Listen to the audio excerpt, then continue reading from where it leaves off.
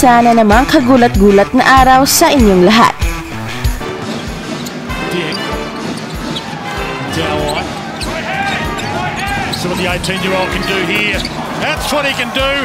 That's why he's tipped to be high in the NBA coming draft. Ousmane Dieng, isa sa mga matunog na pangalan ngayon na pwede makapasok sa top 10 sa NBA draft this year dahil sa kanyang kakaibang skill set.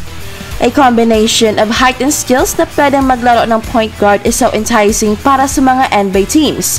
But before makakapasok si Ousmane Dieng sa NBA, ay dadaan muna siya kay Sotto na isang shot blocker specialist at tingnan natin kung hindi ba siya matatapalan ni Sotto sa kanilang tapatan ngayong Sabado sa pagbabalik ng Adelaide 36ers versus New Zealand Breakers. In terms of potential, ay napakataas ng upside ditong si Ousmane Dieng dahil he is still very young at 1 year younger than Sotto. Pero ang tanong, isang NBA ready na ba kaya si Ousmane Dieng? Compared to Sotto, sino kaya sa dalawa ang NBA ready na in terms of maturity sa laro at sa katawan? Well, yan ang ating pag-uusapan in this video. The read, rejected by Sotto.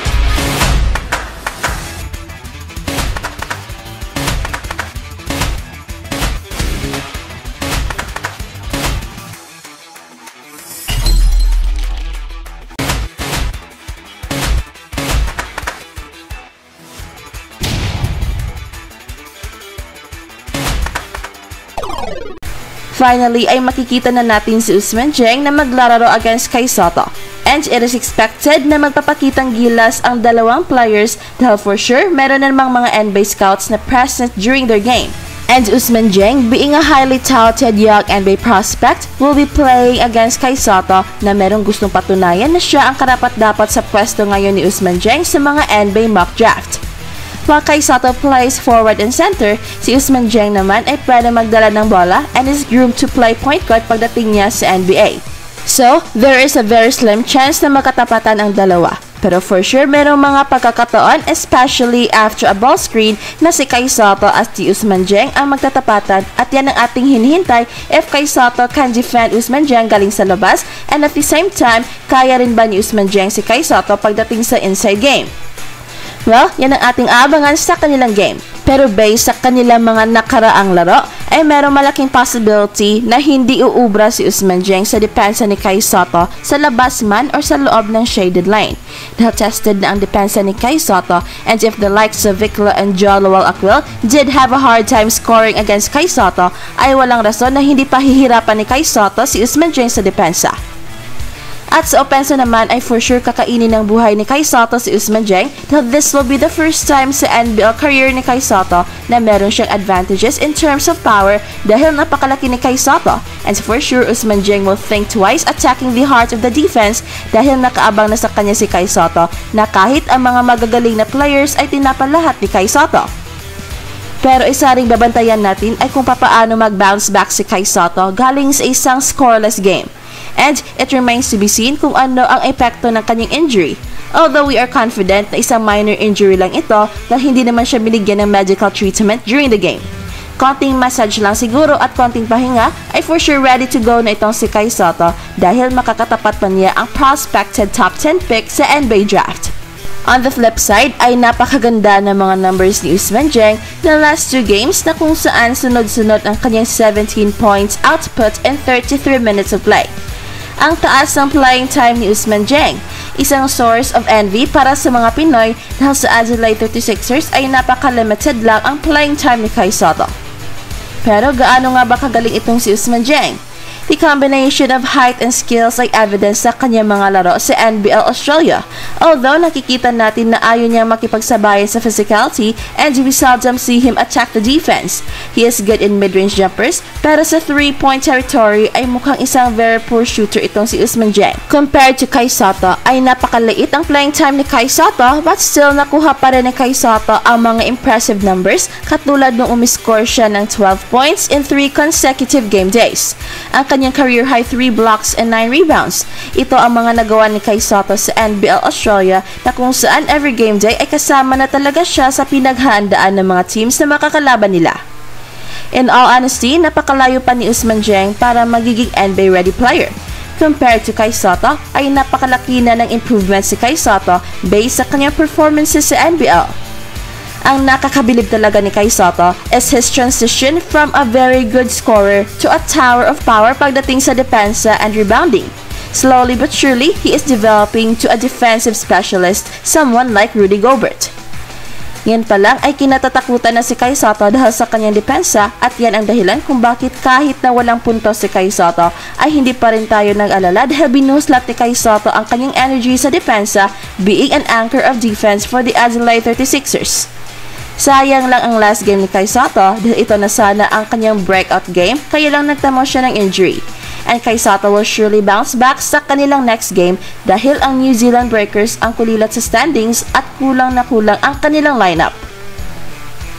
A win by the Adelaide 36ers against the New Zealand Breakers will revive their playoffs aspirations at sana magtuloy-tuloy na ang kanilang panalo. Kailangan lang ng Adelaide 36ers ang maglaro as a team and stop those moves na puro one-on-one. To win against New Zealand Breakers ay napakadali lamang dahil in terms of matchup ay talagang mismatch ang tapatang ito. I expect kay Sotto to play longer minutes and score his career high against New Zealand Breakers. Sana lang ay okay na ang kanyang natamong injury and he is raring to go na in the next game. And if kay Sotto will win sa kanyang matchup versus Ousmane Dieng ay for sure marami na naman ang magsasabing pwede na si kay Sotto sa NBA. At huwag magpahuli dahil baka magugulat na lang kayo sa mga bagong balita. At kung nagugustuhan niyo ang ating channel ay huwag kalimutang pindutin ang like and subscribe button pati na rin ang notification bell upang updated kayo sa mga nakakagulat na balita. Salamat and see you around! After na injured si kay Sotto last game ay napagalaman natin na meron palang mga NBA team scouts na pumunta mismo sa Australia to watch the games live. At hindi lang pala ang official games ang kanilang titingnan, kundi pati na ang mga practices. And for sure, kasama si kay Sotto sa kanilang titingnan. For obvious reason, kay Sotto is too big and too skilled not to ring a bell. Pero sa latest post ng social media ng NBL Australia, nagpalabas sila ng listahan ng mga next stars na maganda ang nilaro last weekend at wala ang pangalan ni kay Sotto dito. Obviously, naglalabasan na naman ang mga taong critical sa basketball career ni kay Sotto na wala daw siyang chance sa NBA dahil hindi napasama sa naturang listahan. The next stars that shine bright this weekend ayon sa NBL official page. Well, huwag magpadalos-dalos dahil it's only one game. And the greatness of any player is not built on one game sample only. That is why balak pupuntahan ng mga NBA team scouts ang mga players na merong NBA potential sa kanilang team practices dahil doon talaga nila makikita ang totoong talent ng isang player. Now, let's take a closer look sa listahan na pinalabas ng NBL. Well, para sa akin, it's just a piece of paper at dapat nating ilagay sa proper perspective ang naturang listahan. First and foremost, ay talagang hindi pwedeng isama si kay Sotto sa listahan na yan dahil hindi naman next star si kay Sotto. Isa siyang developmental player specifically under the NBL Special Restricted Player Rule allowing each team to get an Asian import to play as a local sa NBL Australia. So technically ay hindi kasama si kay Sotto dyan. Kahit pa na maganda ang kanyang nilalaro ay hindi naman siya next star player. FYI, ang Next Star ay isang programa ng NBL na ang layunin ay kukuha ng mga young NBA prospects na ayaw nilang maglaro sa college to avail the one and done rule. Instead, na sa college ay sa NBL Australia maglalaro ng isang taon, making a player eligible sa NBA draft in a very young age. Nagkaroon lang ng similarity ang contract ni kay Sotto sa Next Star dahil for obvious reason, bata pa si kay Sotto at isang legit NBA prospect pa. So kahit na hindi next star si kay Sotto ay palaging sinasabi ng NBL na parte siya sa naturang program. If kay Sotto is just part of that program ay for sure mapasama siya sa listahan na yan dahil sa kanyang game against Southeast Melbourne Phoenix na kung saan he scored 4 points with 9 big rebounds against Sochi. At hindi lang yan, meron pa siyang 3 blocks, 2 assists, and 1 steal in just a little more than 18 minutes of action. Are those not impressive numbers? Isang laro lang naman ang kailangan and everybody would agree na maganda ang kanyang ginawa sa depensa the whole duration of that game. Now, let's compare those stats sa 4 na players na nasa next stars list. Uunahin natin si Ousmane Dieng na kung saan very impressive ang kanyang mga numero. But wait, I am not impressed with him dahil kung titingnan ang kanyang field goal ay napakababa. binigyan lang siya ng mahabang playing time. He shot a messy 1 out of 8 galing sa 3-point area. Yes, you heard it right. Sa 8 tira ay isa lang ang na-shoot ni Ousmane Dieng galing sa Rainbow Territory. At dito talaga tayo nasayangan dahil if Kai Sotto just had the opportunity na nakukuha ngayon ni Ousmane Dieng na pwedeng titira ng 8 tira sa 3 sa isang laro, kahit na 12% lamang ang accuracy, ay for sure Kai Sotto will become not only the best rookie, kundi best player pa sa buong liga. Pero wala, limited ang playing time at wala man ng tira design para sa kanya. Yes, Ousmane Dieng scored 17 points pero napakasama ng kanyang shooting percentage at napakarami ng kanyang tinira. Natural, makakascore talaga ng marami dahil kahit bintis ay tira pa rin ang tira. And that cannot be said kay Kai Sotto. Did Ousmane Dieng play better than Kai Sotto in that particular game? I don't think so. Next in the list is Tom Degu.